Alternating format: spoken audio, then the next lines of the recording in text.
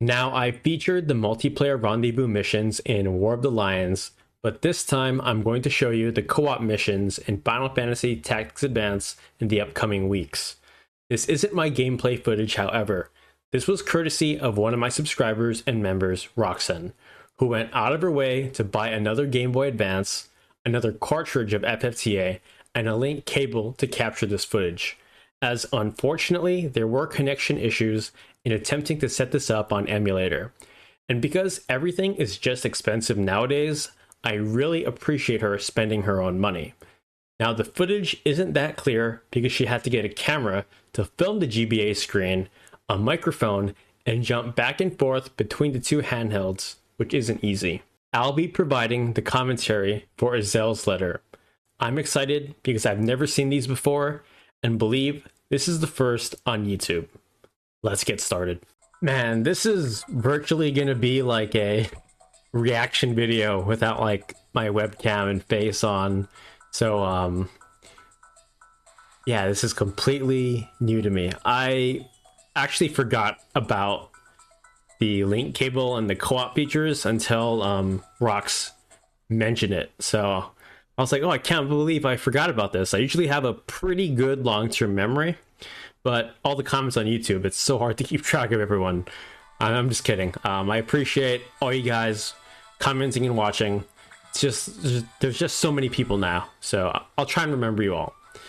So her party setup, she's gonna use Ritz, and she has the Diabolic, that rapier, which is exclusive to the multiplayer, and she stole it. And oh wow, she got an assassin that has the name Roxn. That's really cool. And I think she's gonna deploy Sid here with the sequencer, which is an amazing knight sword, especially if you grind the battle tournament. And if I'm not mistaken, you do the co-op missions, like that attack power can grow exceedingly high, which is really scary. So if you put in the time and do the grind, that knight sword is next level. And she's deciding to deploy New Mao and Hume here, Illusionist and Hunter. So this is cool. So I guess we're facing off against Ezel and Babas here, which she's the Rune Seeker, and Ezel's the Hermetic. So okay, not too bad in terms of what they can do. Like, one of my main issues with FFTA, I do wish the special characters were more unique. You know, like Ritz and Marche, I wish they had their own thing or had superior stats. So she's gonna attack Ezel here, and we get to see that connection, you know, loading, which is really cool. And she's using the Fencer, since I believe in the audio drama for FFTA, which was only released in Japan, she's like a spirit mage or a red mage. That's like her canon thing, even though I like to make her an assassin. So that's cool. So she's also using Cheney on the other squad. He's an amazing hunter, comes with Ultimate Shot already learned, which is going to save you so much time. But I'm glad she's dragging this battle out slightly. Because, you know, if it was me, I'm just going to run through everything, you know. And then we have Sid here. And she's going to show off a bait, which is really, really awesome. I think it's one of the best abilities in the game because you get to freeze the judge and you can break the laws. So that's what she's going for, which I really like. It's safe. You don't want to risk a yellow card for your characters because they can get like a stat reduction, you know, a fine with Gil, and it's just a hard time. So we have Babas going.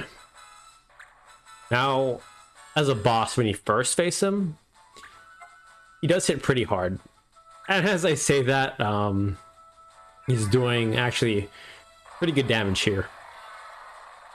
But they should have just done more. I guess they were kind of afraid, like, the unique characters in FFT were really, really overpowered. And there's Ramses, her illusionist Numao. Now we gotta find someone named Moses, and that Numao's gotta part the Red Sea. And oh man, FFTA. I know most of you love Final Fantasy Tactics more, or War of the Lions. And I do too, but you know, FFTA was cool. Like, I don't think it had very big shoes to fill. You know what I mean? It's just like you see someone walking around with, like, you know, like Air Jordan 1s, and it's like, oh, what do I have in my closet to you know, be nicer than those shoes? Probably not that much. It's gonna be nicer. So she's gonna do a double cast here to finish off Ezel, which is really cool since this is her real class.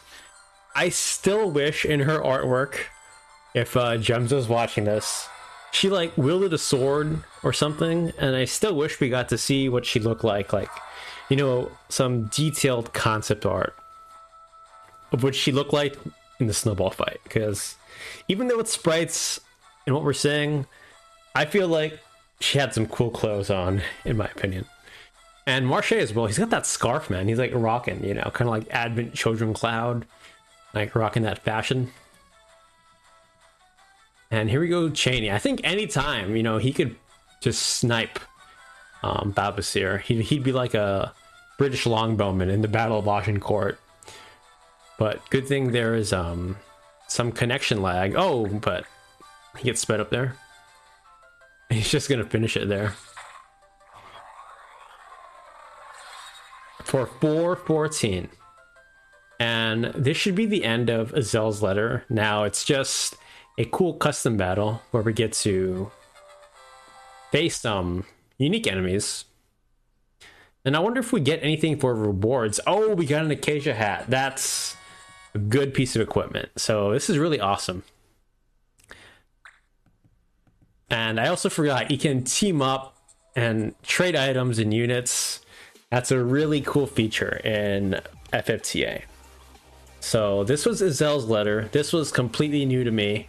And in the following weeks, we're gonna watch a few other FFTA co-op missions. So if you've been with me through this whole video, thank you so much for watching. I'll see you next time with more FFT videos and FFTA co-op. Thank you so much again, Roxn, and I hope you all have a great one.